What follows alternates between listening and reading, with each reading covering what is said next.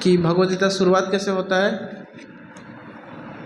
शुरुआत होता है जो है, कौन क्वेश्चन पूछता है? धृतराष्ट्र क्वेश्चन पूछते हैं संजय को कि जो ये धर्म क्षेत्र कुरुक्षेत्र है, इसमें जो युद्ध करने के लिए मेरे संतान और पांडव लोग खड़े हुए हैं, वो लोग क्या कर रहे हैं?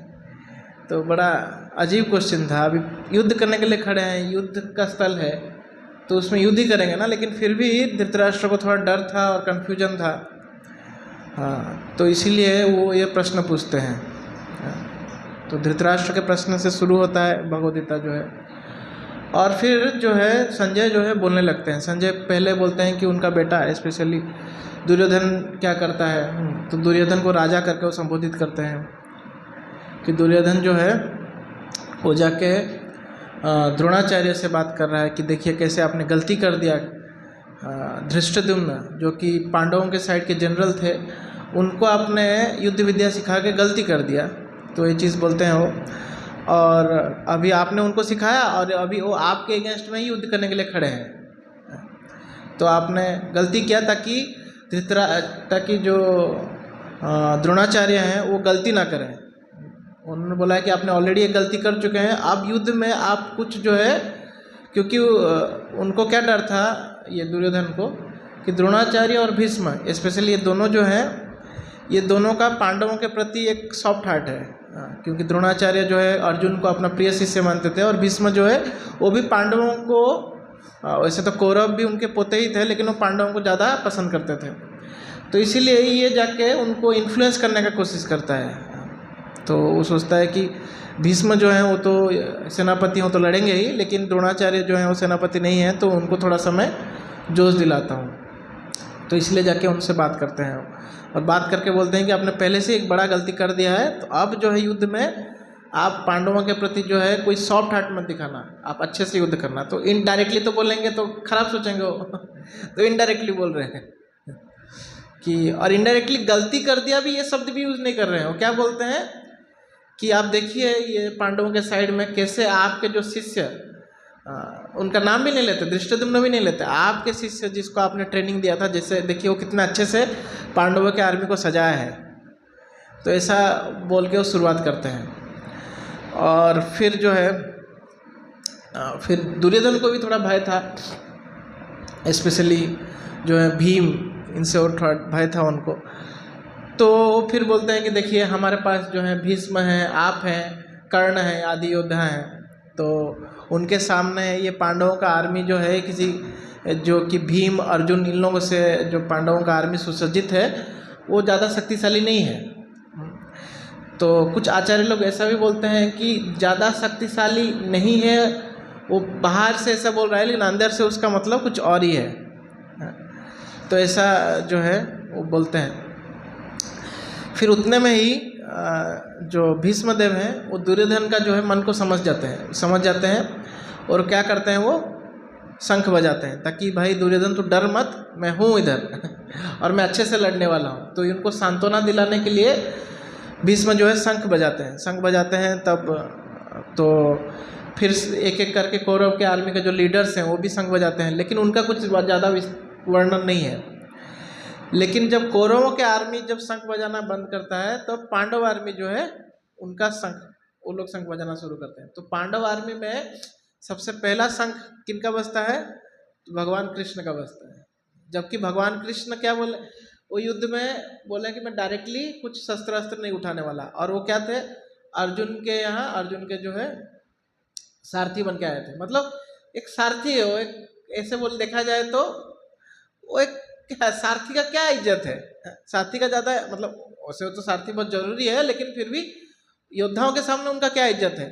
तो सबसे पहले जो है कौन शंख फूंकना चाहिए, तो जो है या तो उनका जो सेनापति है धृष्टद्युम्न, या फिर जो राजा है, कौन है राजा, युधिष्ठिर महाराज। तो ये लोग फूंकना चाहिए, लेकिन फूंक कर रहे हैं कृष्ण, क्योंकि सब लोग कृष्ण को जो है जानते हैं कि कृष्ण जो है भगवान है। क्योंकि सब मैक्सिमम जो थे जो पांडव सेना में थे तो भगवान कृष्ण के भक्त थे।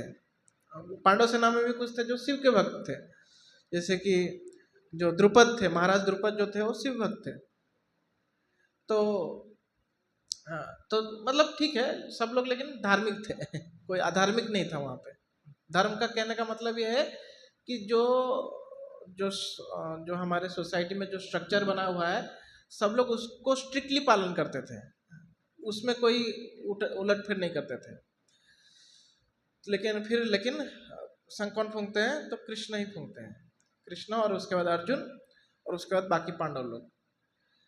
तो गीता फिर आगे बढ़ता है और संजय बोलते हैं कि जैसे ही ये जो पांडवों के साइड का जब शंख फूंकते हैं तो क्या हो जाता है, कौरवों के साइड के जो योद्धा थे उनका हृदय में डर बैठ जाता है। ऐसा भी कुछ आचार्य लोग बोले हैं कि जो घुड़सवार थे घोड़े से गिर जाते हैं, जो रथ पे खड़े थे वो रथ में ही गिर जाते हैं, जो ऐसे पैदल पैदल सैनिक थे वो नीचे गिर जाते हैं। लेकिन जब कौरव लोगों ने शंख फूंका था तो पांडव लोगों का ऐसा कुछ हुआ नहीं था।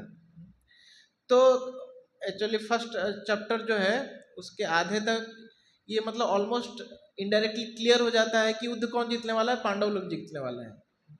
तो सबसे पहले तो कौरवों जब ये शंख फूंकते हैं तो कौरवों की जो दशा है वो बिगड़ जाती है। दूसरा ये है कि पांडवों के साइड में कौन है, स्वयं भगवान है। और है कि और कहाँ युद्ध हो रहा है तो धर्म क्षेत्र में युद्ध हो रहा है। तो धार्मिक कौन है, पांडव लोग धार्मिक है, तो धर्म का ही जीत होना चाहिए क्योंकि धर्म क्षेत्र में युद्ध हो रहा है। तो इस तरह से जो है एक तरह से इनडायरेक्टली संजय जो है धृतराष्ट्र को बोल रहे हैं कि भाई देखिए आपके बेटे जो है वो लोग हारने वाले हैं क्योंकि वो लोग अधार्मिक हैं। तो ऐसा होते होते फिर जो है टर्निंग पॉइंट आता है भगवद्गीता में। क्या होता है कि अर्जुन जो है कृष्ण को बोलते हैं कि हे कृष्ण मुझे दोनों सेनाओं के बीच में आप लेके चले जाइए क्योंकि मेरे अगेंस्ट में जो लोग लड़ रहे हैं मैं उनको भी देखना चाहता हूँ और मेरे फेवर में जो लोग लड़ रहे हैं मैं उनको भी देखना चाहता हूँ। और वहाँ पे वो एक शब्द यूज करते हैं धृतराष्ट्र दुर्बुद्ध है कि ये जो धृतराष्ट्र के संतान है जो दुर्बुद्धि, इनका जो बुद्धि ढंग से नहीं है, तो वो लोग के साथ कौन कौन लड़ रहे हैं मैं उनको देखना चाहता हूँ। स्पेशली कौन लोग इन मूर्खों के साथ, इन दुर्बुद्धि लोगों के साथ लड़ रहे हैं मैं उनको देखना चाहता हूँ। तो ये वास्तव में क्या है, ये टर्निंग पॉइंट था। और कृष्ण जो है अर्जुन को लेके चले जाते हैं और पहला शब्द जो कृष्ण बोलते हैं भगवद्गीता में पश्य बोलते हैं, देखो तुम देखना चाहते थे ना देखो। तो इसमें क्या है, अर्जुन जो है वास्तव में भगवान के शुद्ध भक्त है, भगवान के शुद्ध भक्त। अभी शुद्ध भक्त को जो है हमारे जैसे हम लोग जो है क्या है, स्पेशली जो भौतिक जगत में जो जीवात्मा है वो उनको क्या बोला जाता है, बद्ध आत्मा बोला जाता है। बद्ध आत्मा क्या है कि हम जो है इस भौतिक जगत की चीजों से आसक्त हैं, भौतिक जगत के सुख सुविधाओं से आसक्त हैं और इसलिए हम लोग दुख भुगत रहे हैं। तो भगवान को क्या है कि भगवान चाहते हैं कि हम दुख ना भुगते, भले ही अगर भौतिक जगत में रह भी रहे हैं तो भी अगर हम धर्म का पालन करेंगे तो हम जो है दुख नहीं भुगतेंगे और धीरे धीरे क्या हो जाएगा, हमारा शुद्धिकरण हो जाएगा और हम भगवान से जो है भगवान के धाम में जा सकते हैं, या फिर भगवान के साथ जो हम रिश्ता भूल गए हैं वो फिर से जो है जुड़ जाए हमारा। तो अर्जुन जो है शुद्ध भक्त है, तो वो कभी हमारे जैसा सोच नहीं सकता, तो हमारे जैसा वो सोचे इसलिए भगवान जो है पस से बोल के अर्जुन को क्या है माया में डाल देते हैं। तो अर्जुन शुद्ध भक्त है, लेकिन फिर भगवान क्या करते हैं कि अर्जुन के चेतना को जो है बिगाड़ देते हैं ताकि वो हमारे तरह क्वेश्चन पूछ पाए हमारे तरह क्वेश्चन नहीं पूछेगा तो हम उसको भगवद्गीता को कभी मतलब कुछ हमारा मतलब क्या नहीं रहेगा ना। अभी कोई छोटा बच्चा है क्लास 1 में पढ़ रहा है, अभी उसको आप 12th क्लास का जाके सब्जेक्ट दे दिए तो क्या समझेगा वो, उसको कोई मतलब ही नहीं रहेगा, काला अक्षर भैंस बराबर हो जाएगा उसके लिए। तो अर्जुन के थ्रू भगवान हमको समझाना चाहते हैं। तो प्रभुपाद जी बहुत सुंदर एग्जाम्पल देते हैं, वो बोलते हैं कि जैसे कि जब घर में नई बहू आती है तो जो सास है वो बहू को डायरेक्टली नहीं डांटती है। अगर कोई गलती करती है बहू तो डायरेक्टली नहीं डांटती, डायरेक्टली डांटेगी तो बहू क्या है वो गुस्सा हो जाएगा और वो समझ भी नहीं पाएगी। तो सास क्या करती है, बहू के सामने बेटी को डांटती है तो बेटी को डांटेगी तो बेटी ठीक है, माँ डांट रहे तो बेटी उतना बुरा नहीं मानेगी और जो है तो उससे क्या होगा कि बहू भी समझ जाएगी भाई मैंने ये गलती किया है और वो अपने आप ठीक कर देगी। तो ऐसे ही कृष्ण क्या कर रहे हैं, अर्जुन के थ्रू हमको जो है कैसे इस भौतिक जगत में जीना है, धर्म को कैसे पालन करना है वो सिखाना चाहते हैं। और उस वर्ड और जो पश्य शब्द है उससे ये भी दिखाना चाहते हैं कृष्ण कि जो दिखता है वो सत्य नहीं है। तो हमको ज्ञान कैसे लेना चाहिए? ज्ञान हमको कानों के माध्यम से लेना चाहिए, शब्द के माध्यम से लेना चाहिए। जो दिखता है कभी कभार हो सकता है सही हो सकता है गलत हो, 100% सही नहीं है। तो ज्ञान कैसे लेना चाहिए? गुरु परंपरा में शब्द के माध्यम से लेना चाहिए। इसलिए बोला जाता है कि श्रुत इक्षिता। श्रुत इक्षिता मतलब क्या है? सुन के देखना। इक्षिता मतलब देखना, श्रुत मतलब सुन के देखना। तो हम इस दुनिया को शास्त्रों के माध्यम से देखना चाहिए, श्रुत इक्षिता बोला जाता है। तो फिर जो है अर्जुन जब देखते हैं तो देखने के बाद तो सबसे पहले कृष्ण जो है जब दिखाते हैं अर्जुन को कौरव सेना को, तो सबसे पहले भीष्म और द्रोण की तरफ इंडिकेट करते हैं, क्योंकि उनको पता है कि अर्जुन जो है इन दोनों को बहुत प्रेम करते हैं। तो जब देखते हैं अर्जुन उन दोनों को, तब अर्जुन में जो है मोह पैदा हो जाता है। मोह पैदा हो जाता है तो अर्जुन फिर कमजोर पड़ जाते हैं और युद्ध नहीं करने का अलग अलग तरीका, अलग अलग जो है कारण बताते हैं। ऐसे देखा जाए तो अर्जुन के जितने भी कारण हैं, ऐसे भौतिक दृष्टि से देखा जाए ना, सब कारण जो है वो कुछ गलत कारण नहीं बोलते हैं अर्जुन। तो सबसे पहला कारण अर्जुन जो बोलते हैं कि मैं अगर युद्ध में इन सबको मार दूंगा तो मैं जो युद्ध करने के बाद जो जो हम राज्य पाऊंगा, तो राज्य का सुख किन के साथ भोगूंगा? ये तो सब मेरे ही रिश्तेदार हैं, ये कौरव लोग तो भी मेरे ही रिश्तेदार हैं। तो इन सबको मैं मार दूंगा तो सुख किसके साथ भोग करूंगा? आप समझिए, आपने कुछ बहुत बड़ा चीज हासिल कर दिया, तो सबसे पहले आप किसके पास जाते हैं? किसके पास जाते हैं? अपने घर वालों के पास जाते हैं ना। हा? अगर जब आपको 10th या 12th में अच्छा रिजल्ट आया होगा, हा? तो तो सबसे पहले किसके पास जाता है? माता पिता के पास जाता है ना। तो अभी सब घर वाले ही नहीं है, तो क्या कोई नहीं है, आपने बहुत कुछ हासिल कर लिया लेकिन आपके कोई रिश्तेदार नहीं है, तो आप किसके साथ बांटोगे सुख को? तो अर्जुन का प्रश्न रहता है कि मैं किसके साथ सुख भोगूंगा अगर ये तो मेरे रिश्तेदार सब मारे जाएंगे? तो वैलिड क्वेश्चन है एक्चुअली। तो इसका आंसर जो है हम दूसरे या तीसरे अध्याय में कृष्ण जो है उनको अर्जुन को बोलेंगे एक एक करके। फिर अर्जुन जो बोलते हैं, अर्जुन जो है वो क्या बोलते हैं कि देखिए हमको दया होना चाहिए, ये मेरे गुरु वर्ग हैं। तो अर्जुन जो है बोलते हैं कि मेरे गुरु हैं, मेरे दादाजी हैं, तो मैं इनको कैसे मार सकता हूँ? तो कुछ आचार्य लोग बोलते हैं कि वहां पे अर्जुन कृष्ण को बोल रहे हैं कि कृष्ण आप कभी उग्रसेन या फिर संदीपनी मुनि इनको अटैक करेंगे क्या? तो आप अगर अटैक नहीं करेंगे तो आप मुझे कैसे बोल रहे हैं कि आप तुम युद्ध करो? तो मैं क्यों मारूं मेरे दादाजी को, मैं क्यों मारूं मेरे जो है गुरु को, और ये बाकी लोग भी तो मेरे भाई हैं। तो इस तरह से जो है ये अर्जुन जो है दूसरा तर्क देते हैं, और कि हमको दया होना चाहिए, हम ऐसा क्रूर नहीं होना चाहिए। और तीसरा तर्क जो है अर्जुन जो है देते हैं, क्या देते हैं? तीसरा तर्क क्या देते हैं कि जो आताताई है इनको मारेंगे तो हमको पाप लगेगा। इनको मारेंगे आताताई लोगों को तो हमको पाप लगेगा। तो आताताई का भी वहां पे डेफिनेशन प्रभुपाद जी तात्पर्य में लिखते हैं कि जो 6 प्रकार की गलतियां करते हैं उनको आताताई बोला जाता है। आप लोगों को ये सब मैं इसलिए बोल रहा हूँ कि ताकि आप लोगों को रिकॉल हो जाए, ताकि आप जो कॉन्टेक्स्ट है उसको ठीक से एब्जॉर्व कर पाए। तो होपफुली आप लोगों को याद है ये चीजें सब। आताताई कौन होता है आप लोगों को याद है? जो 6 प्रकार के जो है गुनाह करता है या क्राइम करता है तो उनको आताताई बोला जाता है। तो 6 प्रकार के गुनाह में से कोई आप लोग एक एक करके बोल सकते हैं, इनको याद है तो? हाँ, जो विष देता है। और माता जी की तरफ से कोई?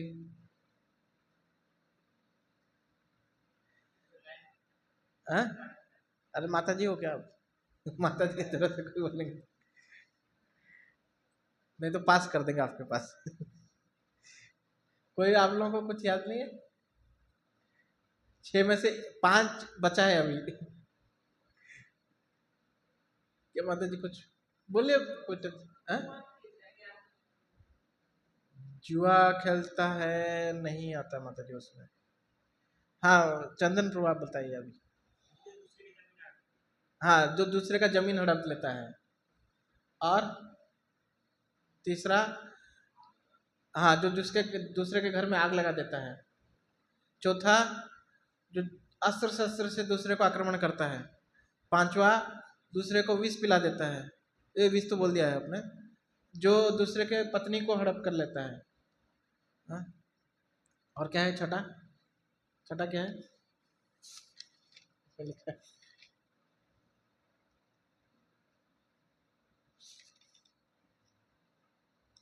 छठा का है, ठीक है, एक एक करके बोलेंगे तो याद हो जाएगा, लेकिन मैं ठीक है अपोजिटली। हाँ, हो गए, एक साथ बच गया ठीक है। वो विष पिलाना, जमीन हड़प लेना, आग लगा देना, संपत्ति हड़प लेना, पत्नी को ले लेना, हो गया।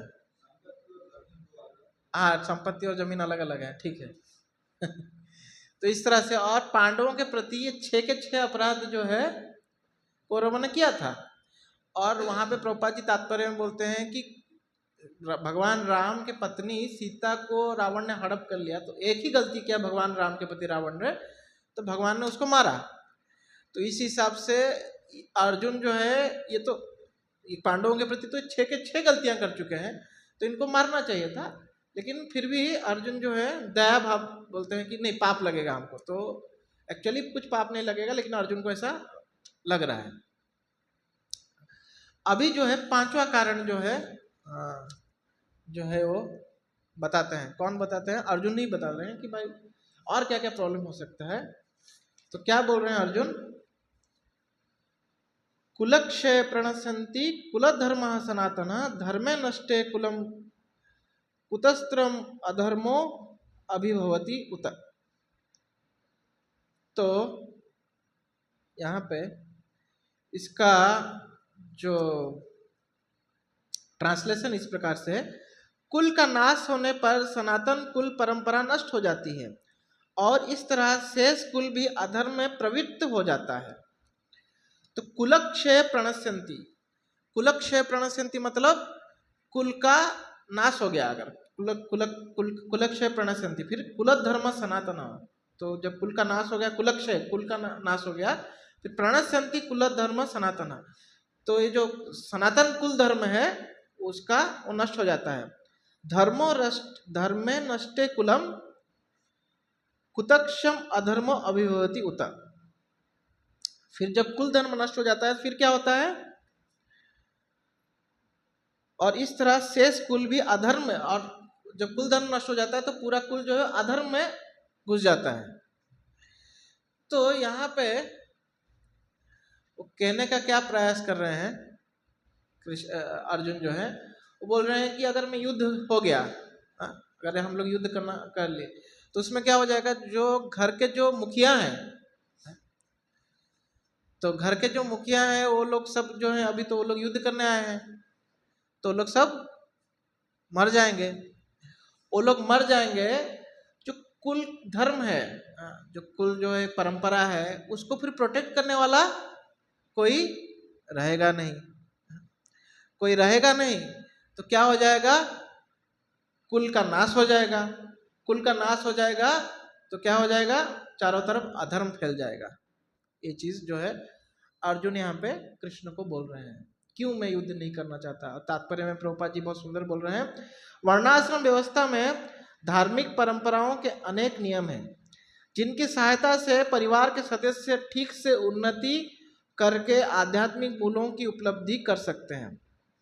परिवार में जन्म से लेकर मृत्यु तक के सारे संस्कारों के लिए वयोवृद्ध लोग उत्तरदायी होते हैं, किंतु इन वयोवृद्धों की मृत्यु के पश्चात संस्कार संबंधी पारिवारिक परंपराएं रुक जाती हैं और परिवार के जो तरुण सदस्य बचे रहते हैं वे अधर्ममय व्यसनों में प्रवृत्त होने से मुक्ति लाभ से वंचित रह सकते हैं। अतः किसी भी कारणवश परिवार के वयोवृद्धों का वध नहीं होना चाहिए। ये तो तात्पर्य बड़ा क्लियर है। तो यहाँ पे प्रभुपाद जी बोल रहे हैं कि अर्जुन कहना क्या चाहते हैं? अर्जुन बोल रहे हैं कि जो मुखिया लोग हैं वो तो सब मर जाएंगे, वही लोग धर्म का रक्षा करते हैं। देखिए किसी घर में जब माता पिता जॉब पे चले जाते हैं हाँ, बच्चा जो है किसी मेड के आया के ये में रहता है तो बच्चा का बिगड़ने का चांस बहुत बढ़ जाता है। ये एक्चुअली अभी तो हर घर में ऑलमोस्ट मतलब जो पति पत्नी जॉब करते हैं, लेकिन इससे नेगेटिव इम्पैक्ट भी बहुत है। हम फॉरेन कंट्रीज विदेशों में देखते हैं कि बच्चा जो है माता पिता बूढ़े होने पे अपने आप ही वो लोग क्या करते हैं, ओल्ड एज होम में चले जाते हैं, क्योंकि बच्चा को प्रेम नहीं मिला है और वो संस्कार कुछ है नहीं। तो भारत में भी ऐसा ही हो रहा है। अभी संस्कार देने वाले, अभी बच्चा जो है आया के अंडर में रहेगा तो क्या सीखेगा? उसके माता पिता भी ढंग से नहीं सीखे और बच्चा भी गया तो ये हाल है। तो बच्चा भी उसको जो सही लगता है वो करता है, फिर बाद में जब बड़ा हो जाता है तो माता पिता भी कुछ उसको अभी बोलने से भी नहीं सुधरता है।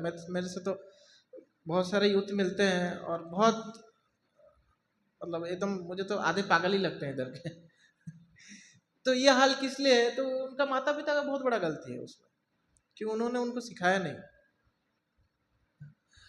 और इस टॉपिक पे हम थोड़ा सा अर्जुन के नजरिए से देखेंगे तो हम अर्जुन के बारे में भी बहुत कुछ समझ में आएगा। देखिए अर्जुन यहाँ पे जो कुल धर्म है उनको क्या बोल रहे हैं कि ये सनातन है। वास्तव में कुल धर्म जो है वो सनातन नहीं है। देखिए हमारे बहुत सारे धर्म है तो मुख्यतः दो भागों में विभाजित किया गया है। क्या है? एक नित्य धर्म और एक नैमित्तिक धर्म। नैमित्तिक धर्म मतलब हम सांसारिक बने हैं तो हमारे संसार के प्रति कुछ कर्तव्य है, इसको वर्णाश्रम धर्म भी बोला जाता है। वर्णाश्रम होता है ना, हमारा एक नेचर होता है जिसको वर्ण बोलते हैं, और एक आश्रम होता है। तो वर्ण किस चार टाइप के वर्ण है। क्या क्या वर्ण है? ब्राह्मण, क्षत्रिय, वैश्य, शूद्र। हम सब में इसके कुछ कुछ गुण हैं। कोई देखो ब्राह्मण का गुण होगा, ब्राह्मण का गुण मतलब उसको पढ़ाना अच्छा लगता होगा, तो ये जनरली पढ़ाना और ये सत्व गुण वाले जो कार्य हैं वो ब्राह्मण का गुण है। कुछ लोगों को देखिए नेतागिरी करना पसंद है उनको कहीं पे भी रखिए वो नेतागिरी करेंगे, तो ये क्षत्रिय का गुण है। कुछ लोग हर जगह पे बिजनेस देखेंगे तो ये वैश्य का गुण है। अब कुछ लोग जो है क्या इतना से टेंशन नहीं लेने का, मस्त छोटा सा नौकरी करो बिंदास रहो, तो ये जो है ये शूद्र का गुण है। ज़्यादा कुछ प्रॉब्लम नहीं लेने का, नौकरी करके मैं आराम से अपना दुनिया में रहूँगा, सरकारी नौकरी मस्त एक करूँगा और ठीक, कुछ ज़्यादा टेंशन नहीं लेने का तो ये जो है शूद्र का गुण है। ये सब में है देखिए आप, तो सब में सबका देखिए कुछ ना कुछ उस कैटेगरी में आता है। या तो शूद्र के कैटेगरी में उनका नेचर होगा, या तो जो भी है, या तो ब्राह्मण या तो क्षत्रिय। कुछ लोगों को युद्ध करना मतलब कुछ लोग मुझे सोल्जर ही बनना है तो क्षत्रिय का गुण है। तो ये जो है ये सब में नेचर है। और एक पर्टिकुलर आश्रम में है। आश्रम क्या है? ब्रह्मचारी, गृहस्थ, वानप्रस्थ, संन्यास। तो अभी के कलयुग में सिर्फ गृहस्थ टाइप का ही आश्रम है, क्योंकि गृहस्थ भी डायरेक्टली नहीं बोला जाता, क्योंकि गृहस्थ वास्तव में जो लोग घर में रह के भगवान की भक्ति कर रहे हैं और भगवान को बीच में सेंटर में रखे हैं वो गृहस्थ बोला जाता है। जो घर में रह के केवल भौतिक वस्तुओं का सेंटर में रखे हैं उनको गृह मेधी बोला जाता है, गृहस्थ नहीं बोला जाता। तो इस तरह से आश्रम भी बने हुए हैं। तो वर्ण है, आश्रम है। ये वर्ण आश्रम के तरीके में रह के अपना क्या है शुद्धि, अपना जो चेतना है उसका शुद्धिकरण करना, वास्तव में ये जो है ये नैमित्तिक धर्म है। और शुद्धिकरण करने के बाद फिर करने में फिर क्या करना है? एक नित्य धर्म भी है आत्मा का। नित्य धर्म क्या है? जीवेर स्वरूप है कृष्ण नित्य दास, यह हमारा नित्य धर्म है। तो हम लोग नैमित्तिक धर्म करते करते नित्य धर्म करना है। ऐसा नहीं है कि केवल ये करना है या केवल ये करना है। तो केवल हम लोग नित्य कर्म नहीं कर सकते क्योंकि हमको एक शरीर मिला हुआ है, और केवल हम लोग नैमित्तिक करेंगे जो जनरली आजकल लोग सब कर रहे हैं, तो उससे क्या हो जाएगा? हम अधर्म की तरफ गति करेंगे। तो इस प्रकार से जो है ये सब बने हुए हैं। और यहाँ पे सनातन जो है नित्य धर्म को बोला जाता है। नित्य धर्म क्या है? कृष्ण का दास या कृष्ण की भक्ति करना, तो इसको नित्य परो धर्म भी बोला जाता है। सवे पुंसान परो धर्म यतो भक्ति अधोक सजे। भगवान की भक्ति करना यही सबसे परो धर्म है, यही सबसे ऊंचा धर्म है।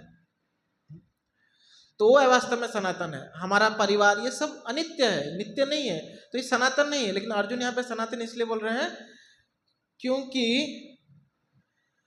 सनातन किस लिए बोल रहे हैं अर्जुन यहाँ पे?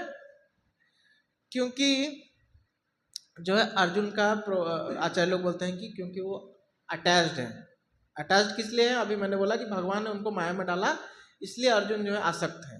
तो अपने आसक्ति के कारण कुल धर्म को अर्जुन यहाँ पे सनातन बोल रहे हैं, वास्तव में ये सनातन नहीं है। लेकिन और एक एंगल से जब हम अर्जुन को देखेंगे तो देखिए, अर्जुन युद्ध नहीं, क्यों मैं नहीं करना चाहता, तो उसके लिए जो कारण बता रहे हैं ना, कोई भी पर्सनल कारण नहीं है। देखिए कि जो मेन मुख्य कारण है वो युद्ध क्यों हो रहा था, तो मुख्य कारण था कि इन्होंने इनका जमीन हड़प लिया था, इन्होंने इनके पत्नी के प्रति दुर्व्यवहार किया था, इसलिए ये मूल कारण था। अर्जुन यहाँ पे कोई भी वो कारण को नहीं बता रहे हैं। तो अर्जुन को अगर हम लोग इस पोजीशन पे देखेंगे तो एक बहुत इंपॉर्टेंट चीज अर्जुन से हमको सीख मिलती है। क्या सीख मिलती है? देखिए, तो कुछ लोग जो है, अर्जुन यहाँ पे युद्ध नहीं कर रहा है तो बोलेंगे कि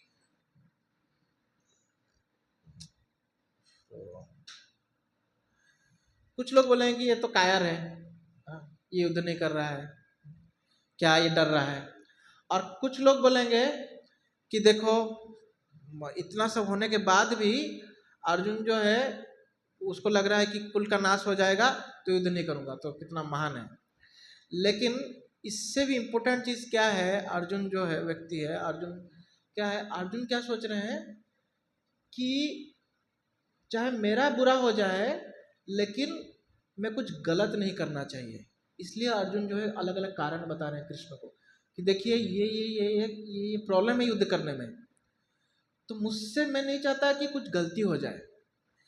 अर्जुन यहाँ पे इनडायरेक्टली क्या कहना चाहते हैं? अर्जुन यहाँ पे इनडायरेक्टली कहना चाहते हैं कि मैं नहीं चाहता कि मेरे से कुछ अधर्म हो जाए। तो ये वास्तव में ये क्वालिटी हम लोग में होना चाहिए कि चाहे कुछ भी हो जाए, हमारा भी शरीर का भी कुछ प्रॉब्लम हो जाए, हमारे इंद्रियों सुख में कुछ बाधा बन जाए, लेकिन हम लोग अधर्म नहीं करना चाहिए। और यही चीज जो है भगवद गीता से हमको ये सीख मिलती है कि कैसे हर परिस्थिति में जो है हम धर्म के साथ रहें। तो ये एक पॉइंट है। चलो, मुझे एक इम्पोर्टेंट कॉल आ रहा है, बोलो ये न्यू सुंदर जो है उसको बात करो, उसको पूछो क्या प्रॉब्लम है, उसको 3-4 बार कॉल कर दिया। ठीक है, तो अर्जुन हमको क्या सिखाता है कि कोई भी परिस्थिति आ जाए हमको क्या नहीं करना है, हमको अधर्म नहीं करना है। अर्जुन यहीं पे ये चीज सिखा रहा है कि अर्जुन बोल रहे हैं कि मैं युद्ध क्यों नहीं करना चाहता, तो मेरा कोई पर्सनल रीजन के कारण नहीं, मुझे लग रहा है कि ये प्रॉब्लम आ सकता है, मेरा कुल का नाश हो जाए, ये कुल का नाश हो जाएगा, इसलिए अधर्म फैल जाएगा, इसलिए मैं युद्ध नहीं करना चाहता। तो ये एक इम्पोर्टेंट पॉइंट जो है हमको अर्जुन से यहाँ पे सीख मिलती है। और प्रभुपाद जी जो है तात्पर्य में क्या बोलते हैं कि जो वयोवृद्ध हैं उनको रक्षा करना जरूरी है, क्योंकि वो अगर चला जाते हैं तो ऑटोमेटिकली जो अधर्म हो जाएगा। हम भी हमारे घर में देखते हैं कि जब दादा दादी थे तो संस्कार ज़्यादा सीखते थे।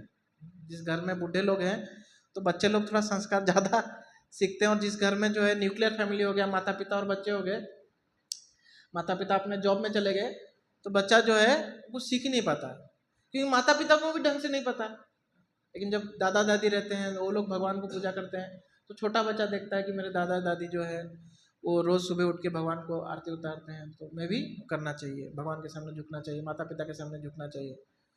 तो ये जो है बच्चा सीखता है। नहीं तो क्या हो जाता है कि वो प्रश्न हर चीज़ पे जो है सवाल उठाता है कि क्यों भाई ये फोटो को क्यों पूजा करने का, कौन है ये भगवान, देखा है क्या कभी तुमने। और माता पिता को भी, वो लोग भी कुछ पढ़े नहीं है तो वो लोग भी कुछ आंसर नहीं दे पाते। ठीक है भाई, तेरे को जो मर्जी हो कर, तू बस खुश रहे। ये मूर्खता है वास्तव में, लेकिन ठीक है, अभी क्या कर सकते हैं, कलयुग है। तो ये पॉइंट जो है यहाँ पे अर्जुन उठा रहे हैं कि धर्म का नाश हो जाएगा और अधर्म फैल जाएगा। फिर क्या बोलते हैं अर्जुन, फिर बोलते हैं अधर्म अभिभवात कृष्ण प्रदुष्यन्ति कुल स्त्रिया स्त्रीषु दुष्टासु वस्नेय जायते वर्ण संकर। जब चारों तरफ अधर्म फैल जाएगा तो क्या हो जाएगा, कुल की जो स्त्रियां हैं, क्योंकि उनको रक्षा करने वाला तो सब मर गए, जो घर के जो जो बुजुर्ग थे या फिर घर के जो मुखिया थे वो लोग तो मर गए, अब स्त्रियों को रक्षा करने के लिए कोई है नहीं, तो क्या हो जाएगा, वो प्रदूषित हो जाएंगे। प्रदूषंति कुल स्त्रियां, और जब स्त्रियां प्रदूषित हो जाएंगी तो क्या हो जाएगा, वर्ण संकर पैदा हो जाएंगे, अनवांटेड प्रोजेनी, गंदे बच्चे सब पैदा हो जाएंगे। तो यही चीज जो है हम क्या बोलते हैं ट्रांसलेशन में देख रहे हैं। हे कृष्ण, जब कुल में अधर्म प्रमुख हो जाता है तो कुल की स्त्रियां दूषित हो जाती हैं और स्त्रीत्व के पतन से ही वृष्णिवंशी अवांछित संतानों का उत्पन्न होता है। जो संतान जो चाहिए नहीं वैसे संतान उत्पन्न हो जाते हैं। तो अभी हम लोग थोड़ा तात्पर्य देखेंगे। तात्पर्य में प्रभुपाद जी क्या बोलते हैं। तात्पर्य, जीवन में शांति, सुख तथा आध्यात्मिक उन्नति का मुख्य सिद्धांत मानव समाज में अच्छी संतान का होना है। वर्णाश्रम धर्म के नियम इस प्रकार बनाए गए थे कि राज्य तथा जाति की आध्यात्मिक उन्नति के लिए समाज में अच्छी संतान उत्पन्न हो। ऐसी संतान समाज में स्त्री के सतीत्व और उसकी निष्ठा पर निर्भर करती है। जिस प्रकार बालक सरलता से कुमार्गामी बन जाता है, उसी प्रकार स्त्रियां पतनोमुखी होती हैं।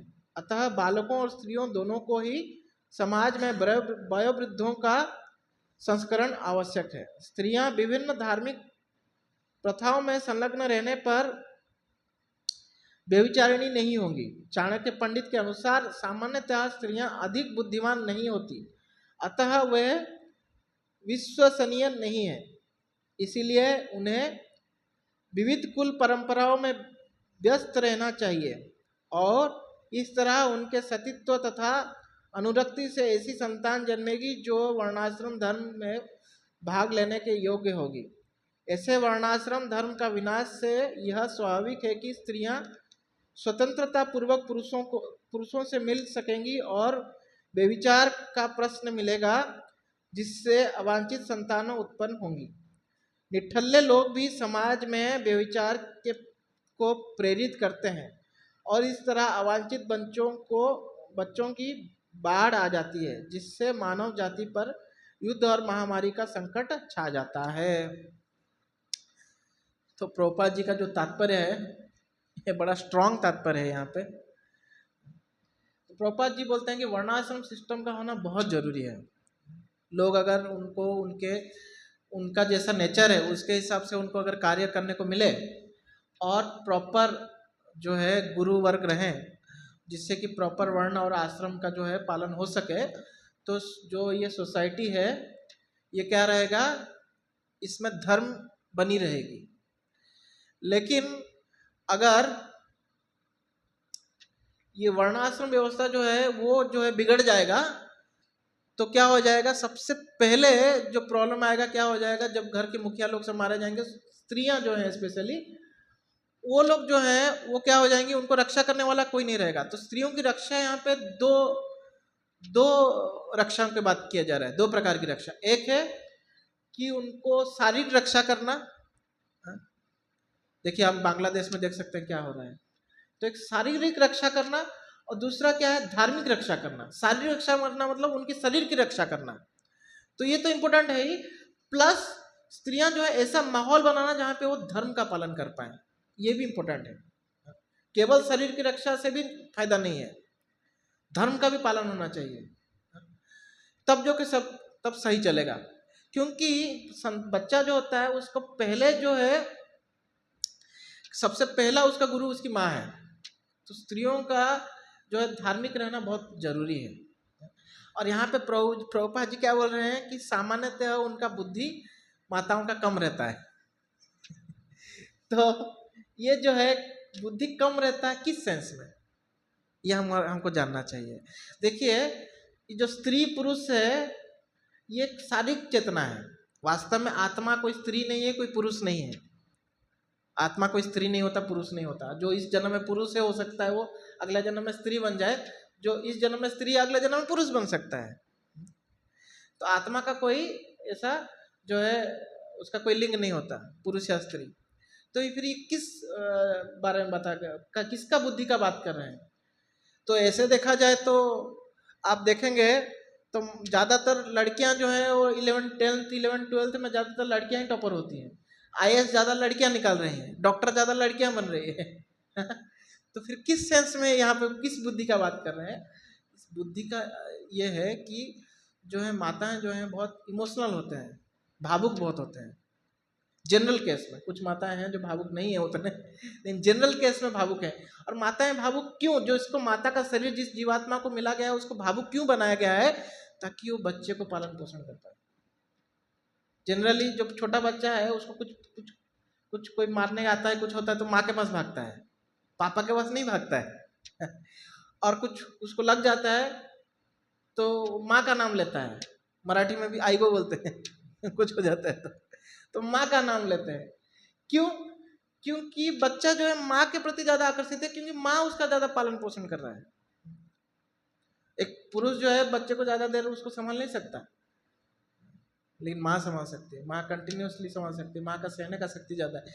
तो इमोशनल है, और इमोशनल होने के कारण जो है माताएं ज्यादा, देखिए मंदिर में ज्यादा माताएं आती आएंगी, और सेम है कि उनको मतलब माताओं को बहलाना भी बहुत आसान है। तो कोई अगर कोई गलत व्यक्ति मिल गया तो गलत तरीके से बहला सकता है। हम लोग ये लव जिहाद नाम बहुत सुनते हैं। तो अभी कोई कोई लेडी कोई लड़के को नहीं कर सकती, फंसा सकती ज़्यादा इजीली, लेकिन लड़का लड़की को फंसा सकता है, इमोशनल है। तो माताएं भी इस चीज़ से एग्री करती होंगी, क्योंकि ये नेचर है, ये भगवान ने बनाया ही ऐसा है ताकि बच्चे का पालन पोषण कर पाए। तो इमोशनल है तो उनको इसलिए प्रोटेक्शन का, उनका जो नेचर है वो बच्चे जैसा है, ज़्यादा उनको शारीरिक चेतना जो है ज़्यादा है उनका। और जो पुरुष है जनरली वो कैसा रहता है, वो रेशनल रहता है, तार्किक रहता है ज़्यादा। उसको मंदिर आओ, क्यों माता को बोलो मंदिर आओ, ठीक है आएंगे लड़के को बोलो तो 1000 क्वेश्चन पूछेगा। और माताएं देखो भक्ति में जाते हैं तो बहुत जल्दी लग जाते हैं भक्ति में। तो ये जो है, तो यहाँ पे प्रोपा जी वही बोल रहे हैं कि इसलिए उनको रक्षा करना बहुत जरूरी है, माताओं को और बच्चों को स्पेशली रक्षा करना बहुत जरूरी है। अर्जुन यही चीज़ जो है यहाँ पे बता रहे हैं कि जब जब कुल के सारे पुरुष मारे जाएंगे तो माताएं प्रदूषित हो जाएंगी, माताएं प्रदूषित हो जाएंगे तो क्या हो जाएगा, जो बच्चा पैदा होगा क्या हो, अवांछित संतान। अवांछित मतलब अनवांटेड पॉपुलेशन। अभी अभी अवांछित संतान मतलब अभी के समय में कुछ अलग है, ज्यादा संतान नहीं चाहिए ज्यादा लोग, पॉपुलेशन बढ़ रहा है, पॉपुलेशन घटाना है। लेकिन यहाँ पे जो अवांछित संतान मतलब वो संतान जिसका चेतना जो है वो तमोगुण में है, तो उसके बारे में यहाँ पे बताया जा रहा है। तो जनरली जब पुरुष स्त्री संग करते हैं, जब संतान उत्पन्न करने के लिए, तो उन दोनों का चेतना कैसा है उसी प्रकार से वो जीवात्मा को अपनी तरफ आकर्षित करते हैं, उसी प्रकार का जीवात्मा उनके तरफ आकर्षित होता है और वो उनका बच्चा बन के पैदा होता है। तो इसलिए पहले समय में एक होता था गर्भदान संस्कार। तो संग करने से पहले पुरुष स्त्री गर्भदान संस्कार करते थे, तो ये ब्राह्मण बुलाया जाता था और प्रॉपर संस्कार होता था। अब नहीं होता ऐसा। तो इसलिए जो संतान उत्पन्न होता था वो धर्म का पालन करने वाला संतान होता था, चाहे मुझे कुछ कष्ट हो जाए लेकिन मैं धर्म का पालन करूंगा। अभी जो लोग हो भाई दुनिया कहीं गड्ढे में जाए लेकिन मेरा जो है काम बनना चाहिए, मरने दो लोगों को, कोई टेंशन नहीं। तो ये वास्तव में राक्षस का गुण है, इसको राक्षस आसुरिक प्रवृत्ति बोला जाता है कि किसको मरना है मरने दो, मेरा काम बनना चाहिए, मेरा फायदा हो रहा है ना, मरने दो ना। तो ये नेचर के लोग पैदा हो जाएंगे। तो अर्जुन को वो डर है। तो अर्जुन जो है केवल देखिए अर्जुन का कैसा नेचर है, वो ये नहीं सोच रहे कि ये लोग मरेंगे, वो ये सोच रहे हैं कि मेरे वजह से ये लोग तो मरेंगे ही, पूरा कुल का नाश हो जाएगा, पूरा दुनिया का नाश हो जाएगा। जैसे कि अगर कोई व्यक्ति जो है किसी को मारना चाहता है तो क्या करता है, उसके घर में आग लगा देता है। तो उसको मारने के लिए उसके घर में आग लगाए, लेकिन उसमें अभी उसके घर में उसके साथ उसके घर परिवार लोग भी थे, तो सब लोग मारे जाते हैं। तो सब दोष जो है किसको लग जाएगा, जिसने आग लगाया था। लेकिन उसका क्या इंटेंशन था कि एक ही व्यक्ति को मुझे मारना है, लेकिन क्या है गलती से पूरा परिवार ही मर जाता है। तो अर्जुन को वो डर है कि भाई मेरे वजह से केवल ये लोग तो मारे जाएंगे नहीं, पूरा ये हमारा कुल का नाश हो जाएगा, और कुल का नाश होने के कारण ये वर्ण संकर पैदा हो जाएंगे, और वर्ण संकर के कारण पूरा दुनिया का नाश हो जाएगा। तो अर्जुन अपना जो है क्या कर रहे हैं, अपना फार साइटेडनेस यहाँ पे दिखा रहे हैं। तो फिर नेक्स्ट श्लोक क्या है? संकरो नरकाय एव कुलज्ञानम कुलस्य च पतंति पितरो हेसम लुप्त पिंड उदक क्रिया। तो अवांछित संतानों की वृद्धि से निश्चय ही परिवार के लिए तथा पारिवारिक परंपरा को विनष्ट करने वालों के लिए नारकीय जीवन उत्पन्न होता है। ऐसे पतित कुलों के पुरखे गिर जाते हैं क्योंकि उन्हें जल तथा पिंडदान देने की क्रियाएं समाप्त हो जाती हैं। तो जब ये अवांछित संतान जो है संकरो नरकाय एव, तो ये जो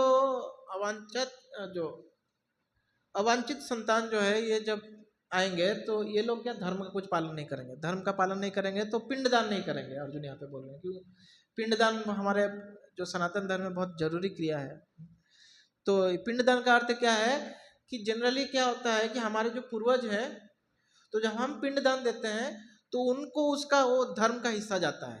पिंडदान देना, ब्राह्मणों को बुलाना और ये सब जो क्रिया है, इससे क्या होता है कि हमारे जो पूर्वज हैं उनको उस धर्म का जो है कुछ परसेंटेज जाता है। तो उससे क्या होता है कि उनको पितृलोक में रहने का स्थान मिलता है। पितृलोक वास्तव में स्वर्ग की तरह एक लोक है जहाँ पे हमारे पूर्वज लोग जाके रहते हैं। तो वहां पे कब तक वो लोग रह सकते हैं? जब तक हम लोग जो है पिंडदान कर रहे हैं। पिंडदान करना बंद करेंगे तो पितृलोक किसके बगल में पता है आप लोगों को? तो पितृलोक के बगल में नरक है। तो पितृलोक से सीधा नरक में ट्रांसफर हो जाएंगे वो लोग। तो आप लोग बोले प्रभु जी ऐसे कैसे, ये क्या सच है? तो देखिए अभी हम लोग मनी ट्रांसफर करते हैं। अभी अमेरिका में बैठा है तो मनी ट्रांसफर कर दिया तो इंडिया में मिल गया कि नहीं? तो ऐसे ही कुछ ये जो है ये चीज़ है। तो अभी भी ऐसा हो रहा है कि अभी मुझे लगता नहीं अभी हम लोग का जो ये जो जनरेशन है ये लोग पिंडदान कुछ करने वाला है। तो क्योंकि कुछ पता ही नहीं पिंडदान क्या होता है, उसका महत्व क्या, क्यों करें भाई? किसी ने देखा है क्या पूर्वज लोग अभी कहीं है क्या है? तो नाना प्रकार के तर्क देंगे। तो क्यों करें हम, क्यों इतना टाइम वेस्ट करें? ये तो क्या ब्राह्मण को बुलाना, ये सब क्यों फालतू का कार्य करें? तो नहीं करेंगे। तो अभी जाने ही वाले हैं, मतलब जो मैक्सिमम जो है वो नरक की ओर जाने वाले हैं। और नरक में जो ये जो क्या बोलते हैं उनको यमदूत बनते हैं ना, ये वही लोग हैं जिनके जिनके जो संतान उन लोगों को पिंडदान नहीं किए हैं। पिंडदान जो है बहुत इम्पोर्टेंट प्रक्रिया है। तो यहाँ पे अर्जुन जो है वही चीज़ बोल रहे हैं कि ये पिंडदान नहीं होगा और हमारे पूर्वज लोग भी, ये तो जो आने वाला पीढ़ी वो तो जाएगा ही, क्योंकि ये लोग तो सब वर्ण संकर रहेंगे और इन वर्ण संकरों की वजह से पीछे हमारा पहले का पीढ़ी वो भी चला जाएगा। वो भी नरक में जाएगा। तो सब तरफ अर्जुन को जो है वो दिख रहा है क्या है, युद्ध करने से लॉस ही लॉस है। इस तो अर्जुन को ये नहीं पता कि जो है अर्जुन जो भी बात कर रहे हैं वो वास्तव में वो परम सत्य के बारे में बात नहीं कर रहे हैं, वो बीच का एक सत्य का यहाँ पे डिस्कशन कर रहे हैं। परम सत्य का डिस्कशन नहीं कर रहे हैं जो कृष्ण अर्जुन को समझाएंगे। तो हम लोग तात्पर्य थोड़ा पढ़ते हैं। सकाम कर्म के विधि विधानों के अनुसार कुल के पितरों को समय समय पर जल तथा पिंडदान दिया जाना चाहिए। यह दान विष्णु पूजा द्वारा किया जाता है क्योंकि विष्णु को अर्पित भोजन की उच्चिष्ट भाग के खाने से सारे पाप कर्मों का उद्धार हो जाता है। कभी कभी पितृगण विविध प्रकार के पाप कर्मों से ग्रस्त हो सकते हैं और कभी उनमें से कुछ को स्थूल शरीर प्राप्त न हो सकने के कारण उन्हें प्रेतों के रूप में सूक्ष्म शरीर धारण करने के लिए बाध्य होना पड़ता है। अतः जब वंशजों द्वारा पितरों को बचा प्रसाद अर्पित किया जाता है तो उनका प्रेत योनि या अन्य प्रकार के दुखमय जीवन से उद्धार होता है। पितरों को इस तरह की सहायता पहुंचाना कुल परंपरा है और जो लोग भक्ति का जीवन यापन नहीं करते उन्हें ये अनुष्ठान करने होते हैं। केवल भक्ति करने से मनुष्य सैकड़ों तथा हजारों पितरों को ऐसे संकटों से उबार सकता है। भागवतम में कहा गया है, देवर्षि भूताप्त नृणाम पितृणाम ना किंकरो नायम ऋणी च राजन। सर्वात्मा यह शरण शरण्यम गतो मुकुंदम परिहृत करता।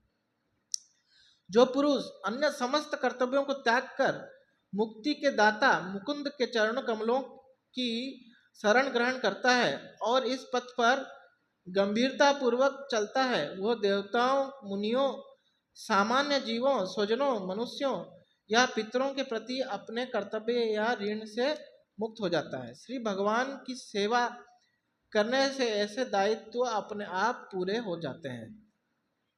तो यहाँ पे प्रभुपाद जो है इस पॉइंट को थोड़ा एक अलग एंगल दे दिए हैं। तो अर्जुन क्या बता रहे हैं कि पितरों को जब पिंडदान नहीं दिया जाएगा तो क्या हो जाएगा, पितर सब नरक चले जाएंगे। तो यहाँ पे प्रभुपाद बोल रहे हैं लेकिन जो भक्त है, अगर कोई भक्ति कर रहा है, अगर वो पिंडदान नहीं भी देता है तो भी क्या हो जाएगा, तो भी उनका पितरों का उद्धार हो जाएगा। केवल उद्धार नहीं, मतलब क्या हो जाएगा कि उनको मोक्ष प्राप्ति भी हो जाएगी, या फिर वो भक्त के रूप में जन्म ले सकते हैं। जब हिरण्यकशिपु, जब प्रहलाद महाराज नरसिंहदेव को पुकार बोलते हैं कि आप जो है हिरण्यकशिपु, ये मेरा पिता भले ही बहुत पाप किया है लेकिन आप इसका उद्धार कर दीजिए, तो वहां पे नरसिंहदेव क्या बोलते हैं कि केवल तुम्हारे पिता का नहीं, तुम्हारा 21 पीढ़ी का जो है मैंने उद्धार कर दिया है। तो वास्तव में जो भक्त बन जाता है वो, उसके पितर जो है वो नाचने लगते हैं, ऐसा बोला जाता है। तो प्रभुपाद ने ये भागवतम का श्लोक भी 11वें अध्याय का श्लोक बताया है यहाँ पे कि अगर कोई भक्ति कर रहा है तो देवर्षि भूतात्म नाम पितृनाम, उसके देवताओं का प्रति जो ऋण है, पिता माता के प्रति जो ऋण है, ये जमीन के प्रति जो ऋण है, गुरु के प्रति जो ऋण है, सारे सब कुछ से वो जो है मुक्त हो जाता है। क्योंकि वास्तव में हमें पिंड भी देते हैं कि देवताओं को भी कुछ देते हैं या पितरों को भी कुछ देते हैं, फाइनली उसका सब अग्रभाग किसके पास जाता है, भगवान कृष्ण के पास जाता है। भगवान ही भगवद गीता में ही बताते हैं, क्या बताते हैं कि जो 5वें अध्याय का श्लोक क्या है, भोक्ताराम यज्ञ तपसा, कि सारे जो यज्ञ तपसा है उसका भोक्ता कौन हूं, मैं हूं। जो भी यज्ञ तपसा हो रहा है अल्टीमेटली मेरे लिए हो रहा है। यहां तक कि और एक श्लोक में भगवान बताते हैं कि कोई देवताओं की भी पूजा कर रहा है वो इनडायरेक्टली मेरा पूजा कर रहा है, या फिर देवताओं से कुछ मांग रहा है तो इनडायरेक्टली मैं ही उसको प्रदान कर रहा हूं। क्योंकि देवताओं के भी स्रोत कौन है, वो भी स्वयं भगवान ही है। भगवान से ही देवताओं को शक्ति मिलता है। हम ब्रह्म संहिता में देखते हैं कि ऐसा बोला जाता है कि जो भगवान गणेश है वो नरसिंहदेव के जो चरण को अपने सिर पे धारण करके ये जो लोगों को कष्ट या फिर जो बाधा है, विघ्न है, उनसे मुक्ति प्रदान करते हैं, विघ्नों को दूर करते हैं। कैसे दूर करते हैं, भगवान के चरणों को अपने सिर में धारण करके। हाँ, विनिदाय कुंभ श्लोक आता है जो ब्रह्म संहिता में। तो यहाँ पे इसलिए प्रभुपाद जी पॉइंट को उठा रहे हैं कि हम भक्ति करेंगे तो पिंडदान नहीं भी करेंगे तो भी कोई प्रॉब्लम नहीं है। लेकिन स्पेशली ये जो श्लोक है वास्तव में अगर प्रैक्टिकली देखा जाए तो श्लोक शुद्ध भक्त के लिए है, तो हम लोगों को पिंडदान करना चाहिए। क्योंकि आप देखेंगे ऐसे तो केवल जो सन्यासी है, जो शुद्ध भक्त है, वो पिंडदान से रहित है। बाकी जो भी गृहस्थ है या फिर ब्रह्मचारी है, तो हम जो है उस कैटेगरी में नहीं है। तो हमको करना जरूरी है, साथ में भक्ति करना चाहिए, पिंडदान और साथ में भक्ति। अगर हम अपने आप को समझ रहे हैं कि हमको भक्ति से कोई टाइम ही नहीं है और कुछ फुर्सत ही नहीं है, तो हम पिंडदान से मुक्त हैं, हमको जरूरत नहीं है। लेकिन हम ऐसा सोचते हैं कि भाई नहीं, बाहर में भी दुनिया है, उसको भी थोड़ा आनंद लेना है, मंदिर ही सब कुछ नहीं है, तो फिर हमको ये पिंडदान प्रक्रिया जो है करना चाहिए। तो इस तरह से है। और 10 मिनट बचा है और 42 4-5 श्लोक बचे हैं, तो देखते हैं कितना से जा सकते हैं। दोषे एते ही कुलज्ञानम वर्ण संकर कारक ही, फिर उत्साग्ने जाति धर्मो कुल धर्म च शाश्वतः, ये 42 नंबर श्लोक है। जो लोग कुल परंपरा को विनष्ट करते हैं और इस तरह अवांछित संतानों को जन्म देते हैं, उनके दुष्कर्मों से समस्त प्रकार की सामुदायिक योजनाएं तथा पारिवारिक कल्याण कार्य विनष्ट हो जाते हैं। सनातन धर्म या वर्णाश्रम धर्म द्वारा निर्धारित मानव समाज के चारों वर्णों के लिए सामुदायिक योजनाएं तथा पारिवारिक कल्याण कार्य इसलिए नियोजित हैं कि मनुष्य चरम मोक्ष प्राप्त कर सके। अतः समाज के अनुत्तरदायी नायकों द्वारा सनातन धर्म परंपरा के विखंडन से उस समाज में अव्यवस्था फैलती है। फलस्वरूप लोग जीवन के उद्देश्य विष्णु को भूल जाते हैं। ऐसे नायक अंधे कहलाते हैं और जो लोग इनका अनुगमन करते हैं वो निश्चय ही कुव्यवस्था की ओर अग्रसर होते हैं। तो ये तो एकदम क्लियर है कि अर्जुन बोल रहे हैं कि चारों तरफ कुव्यवस्था फैल जाएगा। सबसे पहले क्या होगा, घर के मुखिया मारे जाएंगे युद्ध में, तो क्या हो जाएगा, स्त्रियों को रक्षा करने के लिए कोई नहीं बचेगा। स्त्रियों की रक्षा के लिए मैंने क्या बोला है, दो प्रकार की रक्षा, एक शारीरिक रक्षा, दूसरा धार्मिक रक्षा। उसके बाद क्या हो जाएगा, जब स्त्रियां जो हैं उनको रक्षा करने के लिए कोई नहीं होगा तो वो अधार्मिक बनेंगी तो उनसे जो संतान उत्पन्न होंगे वो क्या हो जाएंगे, अवंचित हो जाएंगे, वर्ण संकर संतान पैदा होंगे।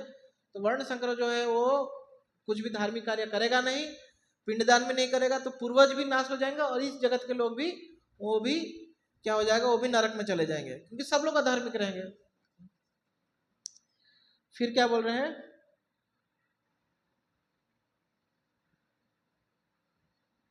और इससे पहले वाला जो 42 से 41 जो श्लोक है उसमें नहीं, 41 नहीं, हाँ 40 वाला श्लोक में अर्जुन जो है कृष्ण को वाष्णेय बोलते हैं। वाष्णेय किस लिए बोलते हैं, क्योंकि कृष्ण जो है वृष्णिवंशी है, तो अर्जुन ये बोलना चाहते हैं कि आप भी तो किसी वंश से बिलोंग करते हैं, तो आप चाहेंगे कि आपका वंश का नाश हो, इसलिए वाष्णेय बोलते हैं वहां पे। अभी 43 श्लोक, उसर्ण कुल धर्माणाम मनुष्याणाम जनार्दन नरके नियतम वासा भवती इति अनुसुश्रुमा। अब अर्जुन जो है, अर्जुन को लग रहा है कि मैं बोल रहा हूं तो शायद कृष्ण को लग रहा है कि ये क्या जो है आसक्त होकर ये सब बात कर रहा है। तो अर्जुन बोल रहे हैं कि हे प्रजापालक कृष्ण, मैंने गुरु परंपरा से सुना है कि जो लोग कुल धर्म का विनाश करते हैं वे सदैव नरक में वास करते हैं। तो क्या बोल रहे हैं यहाँ पे, अर्जुन बोल रहे हैं कि भवती इति अनुसुश्रुमा, कि हे जनार्दन, और यहाँ पे कृष्ण को जनार्दन बोल के बोल रहे हैं। जनार्दन में अर्थ क्या है, जन अर्दन, जन अर्दन मतलब जो जनता का अर्दन, जो दुख है उसको मिटाए, कष्ट को मिटाए, तो इसलिए जनार्दन है कि आप जो है लोगों का कष्ट मिटाने वाले हैं, आपका नाम जनार्दन है और आप मुझे बोल रहे हैं कि लोगों को कष्ट प्रदान करो। और क्या बोल रहे हैं, और ये जो मैं बात कर रहा हूँ ना, ये मैं परंपरा से सुना हुआ बात कर रहा हूँ, मैं अपने मन से कुछ नहीं बोल रहा हूँ। भवती इति अनुसुश्रुमा, मैंने ये सुना हुआ है, मैंने ये शास्त्रों में पढ़ा हुआ है, ये सुना हुआ है, अपना मन का बात नहीं कर रहा हूँ। तो अर्जुन, यहाँ पे प्रभुपाद जी तात्पर्य में वही पॉइंट उठा रहे हैं, अर्जुन अपने तर्कों को अपनी निजी अनुभव पर ना आधारित करके आचार्यों से जो सुन रखा है उस पर आधारित करता है। वास्तविक ज्ञान प्राप्त करने की यही विधि है। जिस व्यक्ति से पहले से ज्ञान प्राप्त कर रखा है उस व्यक्ति की सहायता के बिना कोई भी वास्तविक ज्ञान तक नहीं पहुंच सकता। वर्णाश्रम धर्म की एक पद्धति के अनुसार मृत्यु के पूर्व मनुष्य को पाप कर्मों के लिए प्रायश्चित करना होता है। जो पापात्मा है उसे इस विधि का अवश्य उपयोग करना चाहिए। ऐसा किए बिना मनुष्य निश्चित रूप में नरक भेजा जाएगा, जहां उसे अपने पाप कर्मों के लिए कष्टमय जीवन बिताना होगा। तो यहाँ पे अर्जुन जो है, प्रभुपाद जी क्लियरली बोल रहे हैं कि अर्जुन जो है अपने पॉइंट को नहीं रख रहे हैं, वो बोल रहे हैं कि मैं जो पॉइंट बोल रहा हूँ, ये जो भी चीज़ बोल रहा हूँ मैंने सुना हुआ है, अपना मन से मैं नहीं बोल रहा हूँ।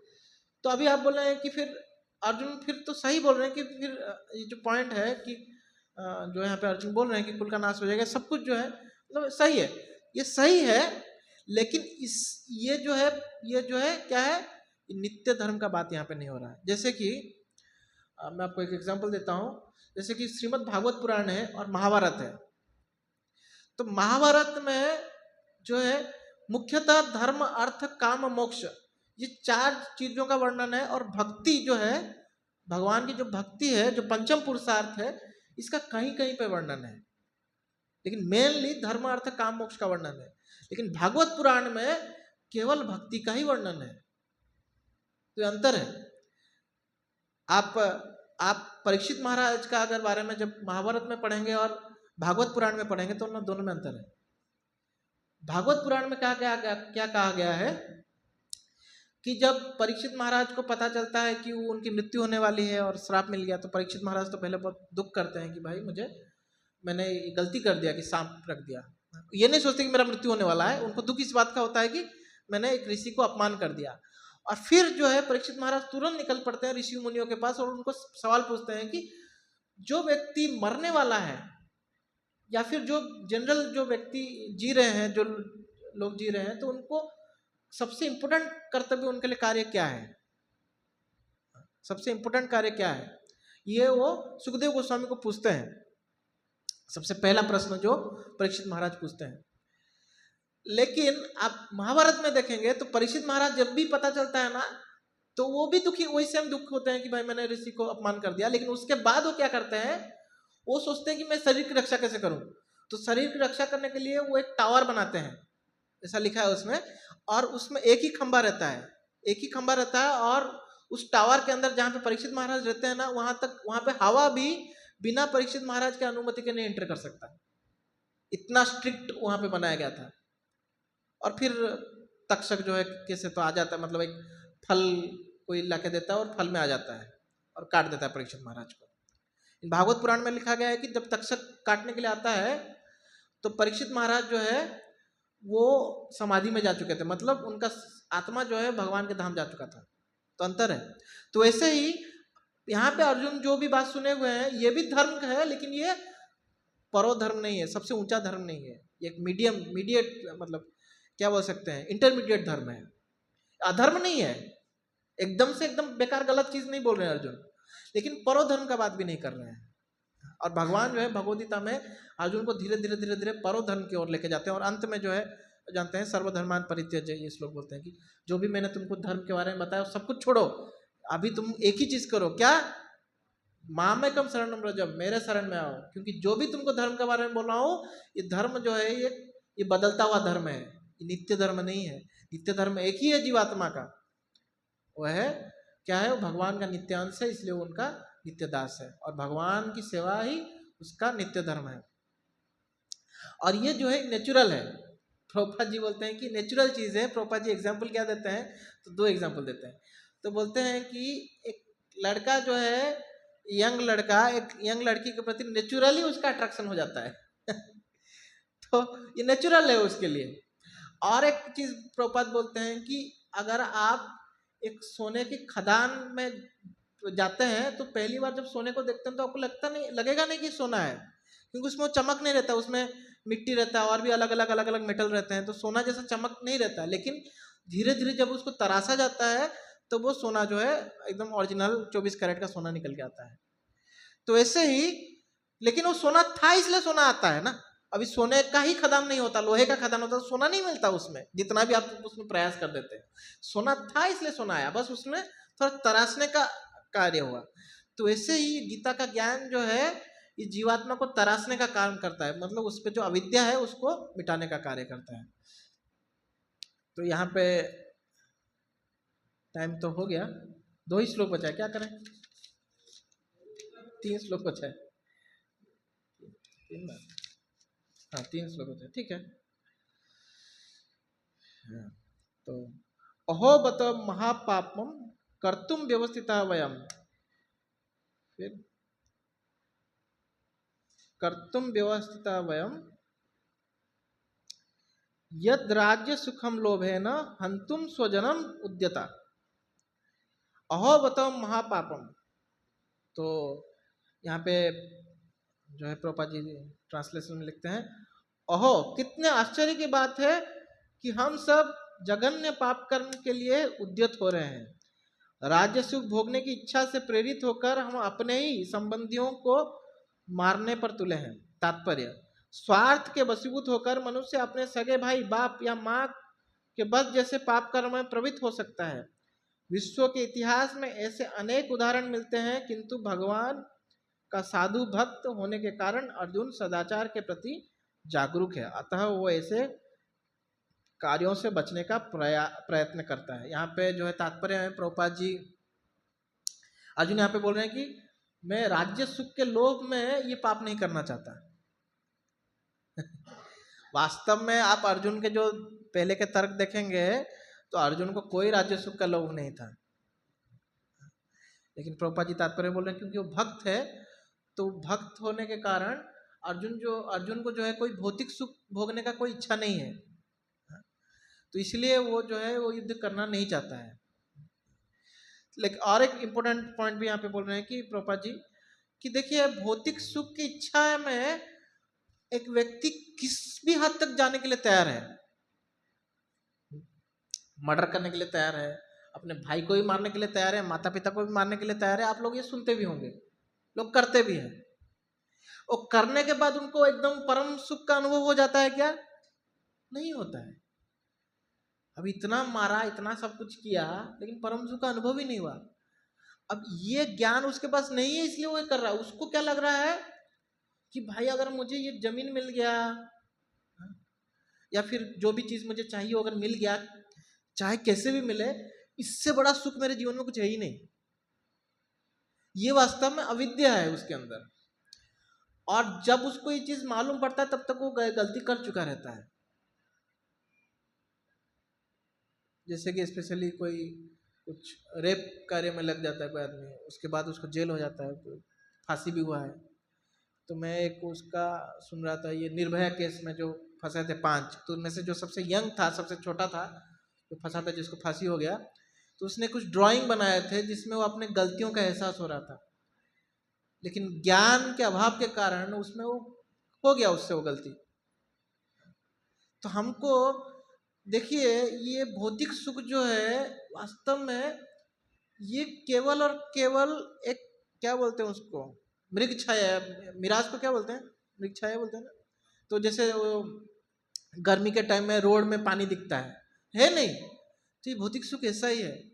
और जब तक हमको ये ज्ञान प्राप्त नहीं होता ना, हम अपने आप को रोक नहीं, ज्ञान प्राप्त होना बहुत जरूरी है। एटलीस्ट अगर ज्ञान भी होगा ना तो हमको ये रहेगा कि भाई नहीं ये गलत है, भले ही हमको लग रहा है कि आनंद देगा लेकिन ये गलत है, हम रोकेंगे खुद को। ज्ञान ही नहीं होगा तो रोकने का बाद ही सवाल ही पैदा नहीं होता। क्योंकि ज्ञान होने के कारण बाद भी लोग, अभी cigarette smoking is injurious to health लिखा हुआ है, फिर भी फूंकते हैं सिगरेट वो तो एक दूसरा पॉइंट हो गया, लेकिन ज्ञान तो होना चाहिए। तो लोगों को ज्ञान ही नहीं है। भौतिक सुख जो है कितना, इंग्लिश में एक वर्ड है उसके लिए, फिकल, फिकल यानी कि कितना मतलब नश्वर बोल सकता है, कितना नश्वर चीज है ये, मतलब सेकंड का चीज है। हम स्पेशली हम अगर कुछ नया चीज हमको लगता है कि मोबाइल आता है, स्पेशली आईफोन हर साल एक नया निकालता रहता है, तो किसी को पैसा है वो सोचता है कि आईफोन खरीद ले, तो बहुत मस्त दिख रहा है, बहुत अच्छा लग रहा है। तो जब खरीदता है तो पहला दिन उसका देखता है, उसके साथ ये करता है, फोटो उठाता है, भेजता है दोस्तों को, आईफोन से फोटो भेजा है, देखो कितना क्लियर आता है। वही चीज 10, 15, 20 दिन, 1 महीना गया, फिर उसका आसक्ति उससे चला जाता है। मतलब एक फोन है, ठीक है, बस उतना ही है। ये भौतिक सुख, हर चीज जो है वही है। और दूसरा चीज है कि भौतिक सुख से हमारा जो ओरिजिनल नेचर है उसका भी पता नहीं चलता। हम जो है, हमारा ओरिजिनल नेचर है सच्चिदानंद, और सच्चिदानंद हम कैसे बन सकते हैं? जब हम जो है आध्यात्मिक चीज से जुड़ेंगे, क्योंकि हम आध्यात्मिक हैं।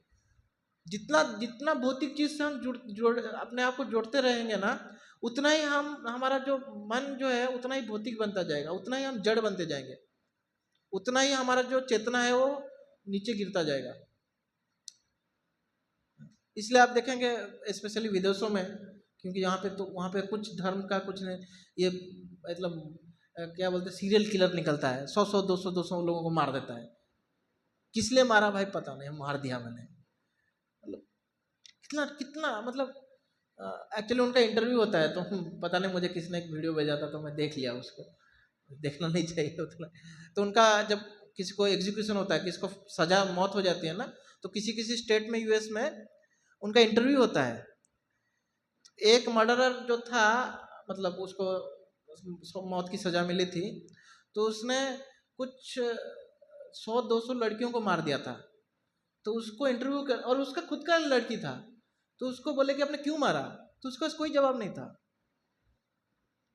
ये इसी कारण से हो रहा है, क्योंकि हम धर्म का पालन नहीं कर रहे। धर्म का पालन नहीं करते करते करते करते करते एक समय वो जीवात्मा इस पोजीशन पे पहुंच जाता है कि वो अधर्म में ही उसको आनंद मिलता है और मजा आता है, और उसमें फंसते चला जाता है और उसको पता ही नहीं चलता।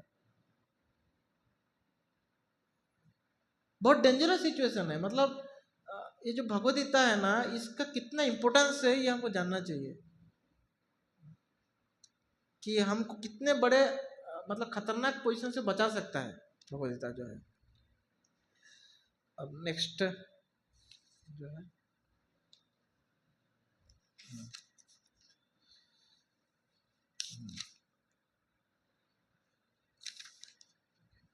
यदि माम अप्रतिकारम अशस्त्रम शस्त्र प्राणय धृतराष्ट्र रणे हंतुम तत्मे क्षेमतरम भवेत। तो ये वाला 44 श्लोक में और एक भी इंपॉर्टेंट पॉइंट है कि यहाँ पे अर्जुन जो है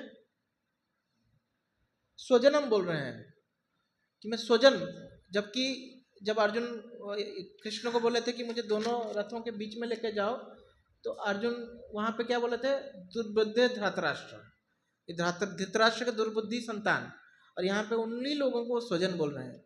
ये एक आसक्ति का भी एक संकेत है कि अर्जुन जो है अभी आसक्त हो गए हैं कि मेरा परिवार, मेरा मेरा मेरा।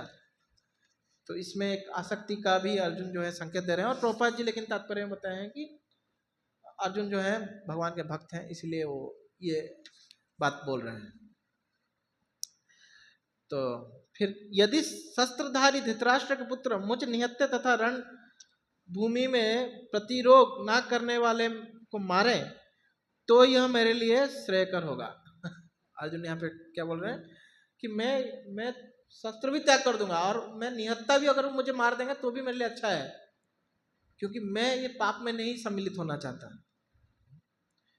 तो प्रभुपाद जी तात्पर्य में बोलते हैं, क्षत्रियों को युद्ध नियमों के अनुसार ऐसी प्रथा है कि निहत्ते तथा विमुख शत्रु पर आक्रमण ना किया जाए, किंतु अर्जुन ने निश्चय किया कि शत्रु भले ही इस विषम अवस्था में उस पर आक्रमण कर दें, किंतु वो युद्ध नहीं करेगा।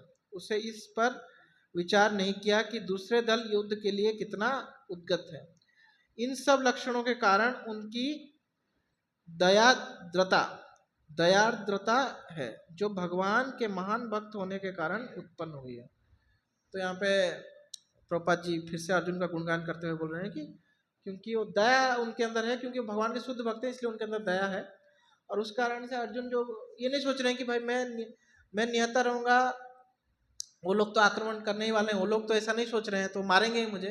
तो अर्जुन बोले मारने से चलेगा लेकिन मैं आक्रमण नहीं करूंगा। लास्ट श्लोक संजय उवाच एवं उक्त्वा अर्जुन संख्येरत उपस्थे उपाविशत विसृज्यम ससरम चापम शोक एवं उक्त्वा अर्जुन संख्ये रथोपस्थ उपाविशत विसृज्यम सरम चापम शोक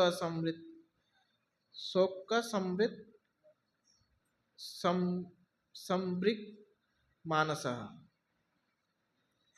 संजय ने कहा, युद्ध भूमि के में इस प्रकार कहकर अर्जुन ने अपना धनुष तथा बाण एक ओर रख दिया और शोक संतप्त चित्त से रथ के आसन पर बैठ गया।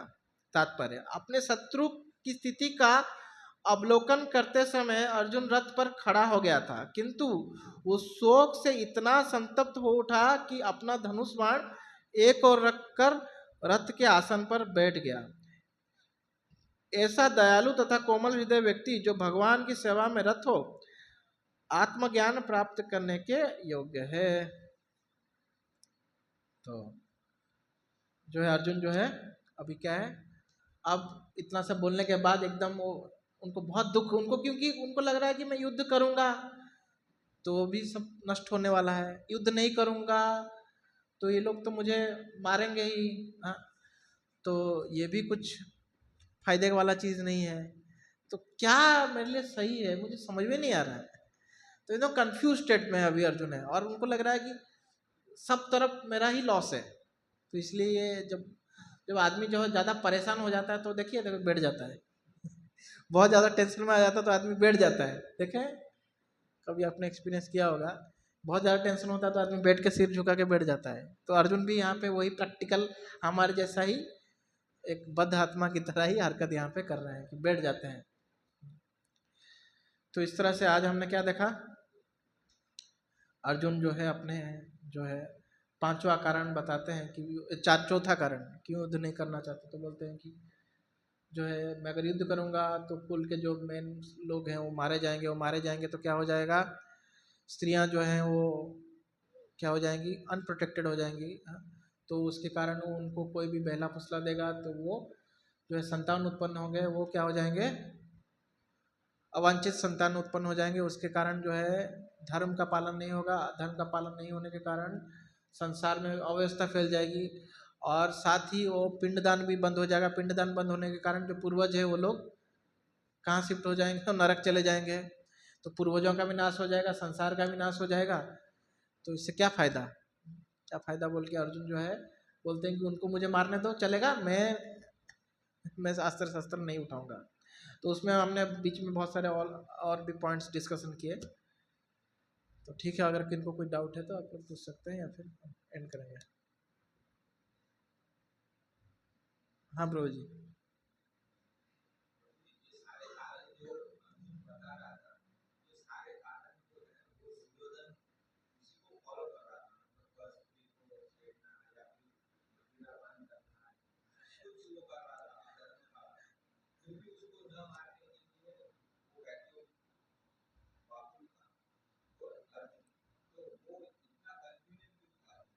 तो भगवान ने कराया ना, अर्जुन अगर नहीं कराते भगवान उनको तो अर्जुन जो हमारा जो स्थिति है, हमारा ऐसे ही स्थिति है ना।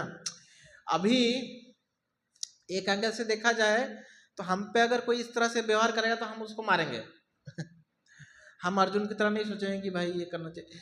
लेकिन एक तरह से देखा जाए तो एक एंगल से देखा जाए तो अर्जुन का ये आसक्ति था अपने परिवार के प्रति। तो हम भी हमारे परिवार के प्रति आसक्त है, हमारे इंद्रियों के प्रति आसक्त है, हमारे इंद्रिय सुख के प्रति आसक्त है, इस संसार के प्रति आसक्त है।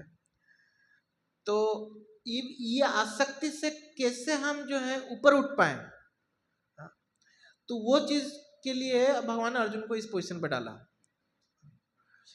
तो प्रभुपाद जी एक जगह पे बोलते हैं कि इंपोर्टेंट पॉइंट भी बोलते हैं।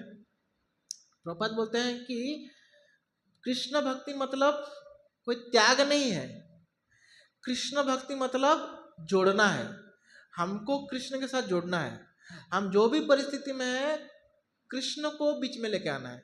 ये वास्तव में कृष्ण भावना भावित होना है, कुछ त्याग करना नहीं है। तो जो अर्जुन का जो स्थिति है, अर्जुन जो है कैसे वो आसक्त है, वो आसक्ति जो है हमारा आसक्ति जो है उसके मतलब मैच करता है।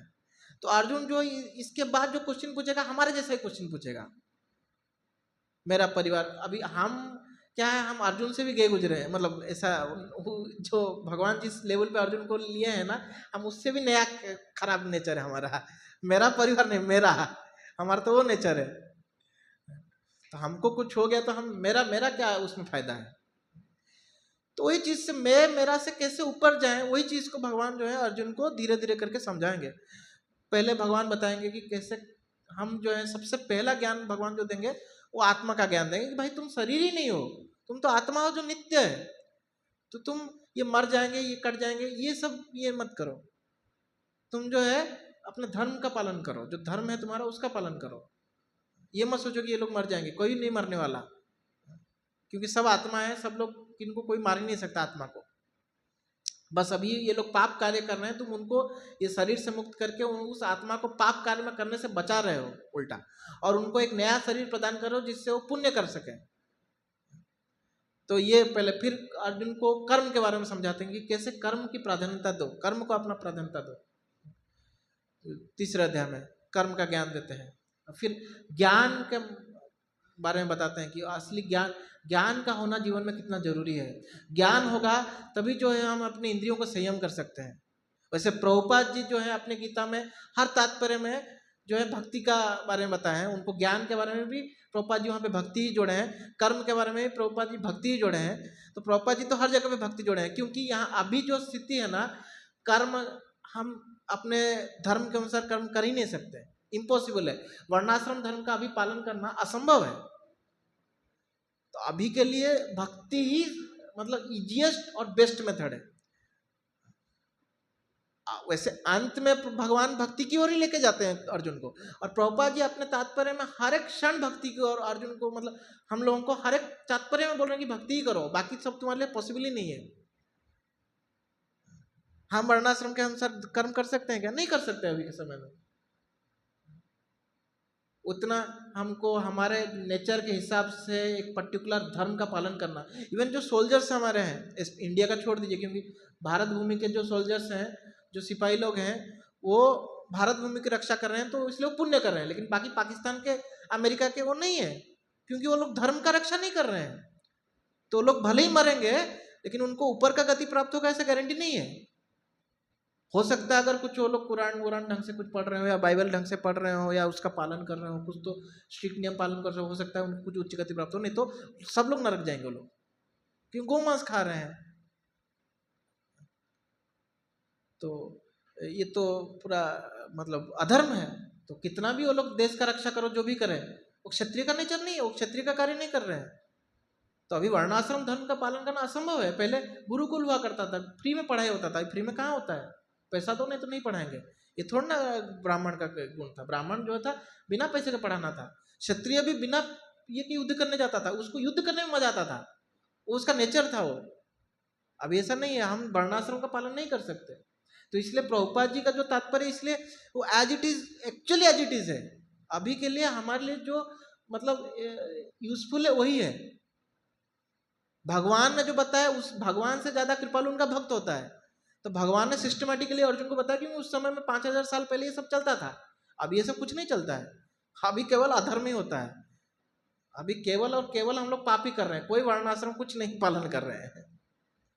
तो अभी के लिए हमारा जो है, अभी कहाँ जो बिजनेसमैन है, पहले जमाने में भी बिजनेसमैन जो है वो झूठ बोलता था, लेकिन कितना एक परसेंटेज होता था कि भाई इतना प्रॉफिट ले सकता है। अभी नहीं है, अभी मेरे को भाई दुनिया मरने दो, लोगों को चूस के मैं पैसा निकालूंगा।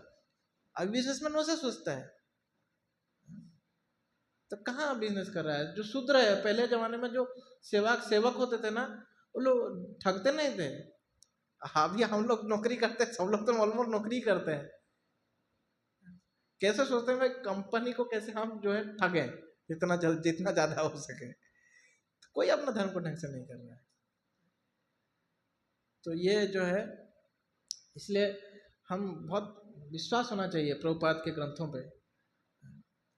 आप भागवतम में एक श्लोक आता है, तद्भाग विसर्गो जनता को विप्लवो अस्मिन् प्रति श्लोक अवद्ध अपि नामानि अंकितानि, टाइम पे श्लोक याद नहीं रहता, नामानि अनंतस्य यशो अंकितानि यत् शृण्वन्ति गायन्ति गृह्णन्ति साधवा। थर्ड लाइन में थोड़ा सा गलत बोल रहा हूँ।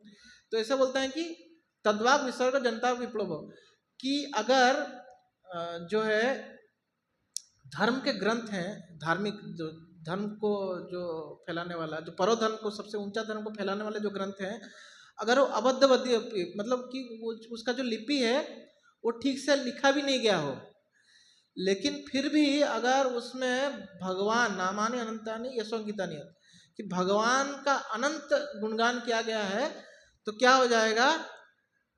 शृण्वन्ति गायन्ति गृह्णन्ति साधवा, उसको साधु लोग सुनेंगे, उसका गुणगान करेंगे, और वो जनता में विप्लव ला सकता है, जनता में एक क्रांति ला सकता है।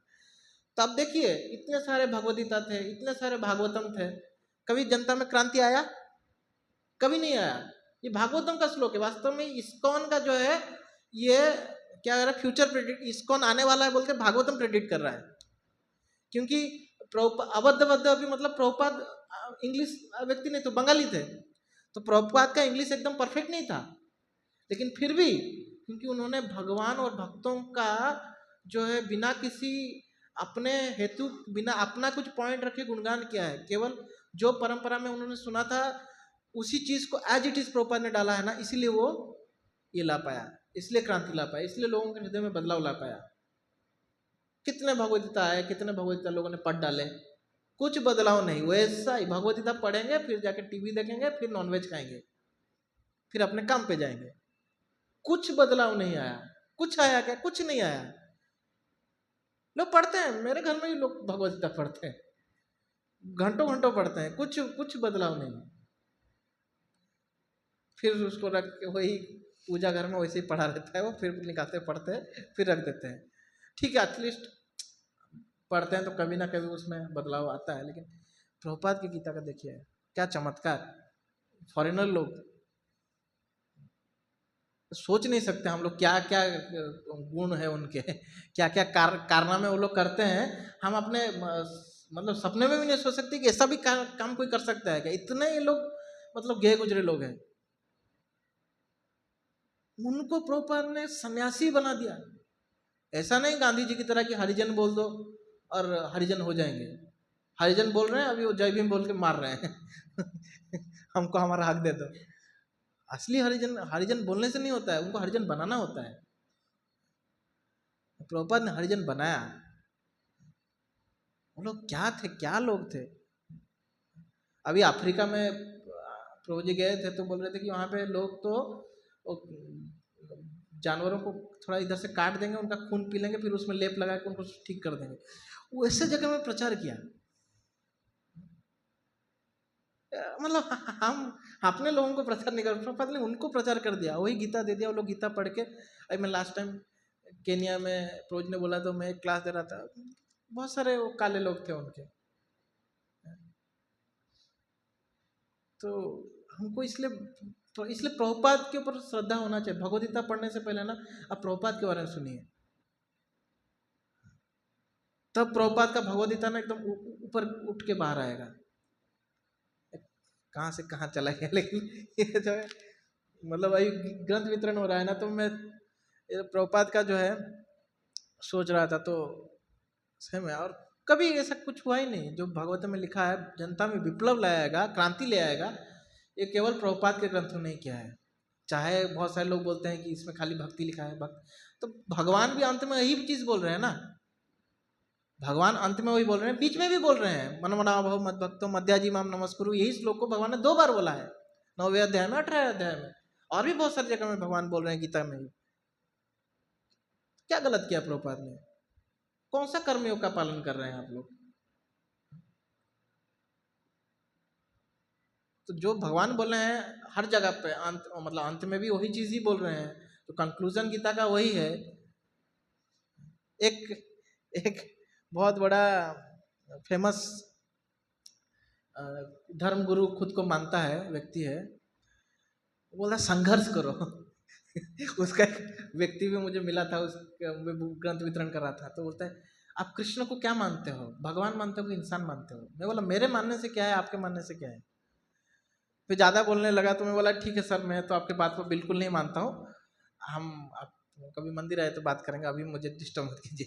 तो चला गया वो तो वो बोलते हैं संघर्ष करो। अरे संघर्ष तो कर ही रहा है व्यक्ति, जीवात्मा जो है मन से ये सब संघर्ष ही कर रहा है, इसलिए तो परेशान है ना। और संघर्ष क्या करेगा? अर्जुन को भगवान ने संघर्ष करने के लिए बोला था, धर्म का पालन करने के लिए बोला था, और अंत में बोला था परोधर्म जो है मेरा भक्ति करना है, उसी को करो, मैं जो बोल रहा हूँ वही चीज करो। अर्जुन बोलते हैं करिष्य वचनम तव, आप जो बोल रहे हैं मैं वही करूंगा। क्लियर कट है यहाँ पे अंडरस्टैंडिंग, कुछ इसमें ये नहीं है। तो कुछ भी कोई भी कुछ भी बोलता है ऐसा, अभी क्या कर सकते हैं। तो प्रभुपाद के प्रति जो है हमको श्रद्धा होना चाहिए कि उनका ग्रंथ जो है वो भगवान ने उनके मुख, भगवान ने प्रभुपाद के थ्रू बुलवाया है। तो हम वही श्रद्धा रखते हुए प्रभुपाद के ग्रंथों को पढ़ना है। देखिए मतलब ऐसा मिराकुलस चेंज आएगा, आपको भी पता नहीं चलेगा। मिराकुलस चेंज जीवन में आता है, क्योंकि भगवान भी यही चीज चाहते हैं ना। अब जब भगवान के, ये संसार भगवान का है, हम भगवान के अंश हैं, तो उन्हीं के हिसाब से चलेंगे तो आनंद में रहेंगे। जो मशीन बनाया है उस मेकर के हिसाब से मशीन को चलाना है। अपने मन मर्जी चलाने जाएंगे तो मशीन का हम ढंग से उपयोग नहीं कर पाए, टूट जाएगा, खराब हो जाएगा वो, हमको हो सकता है झटका भी दे दे ठीक है, हरे Krishna. Hare Krishna, Hare Krishna, Krishna Krishna, Hare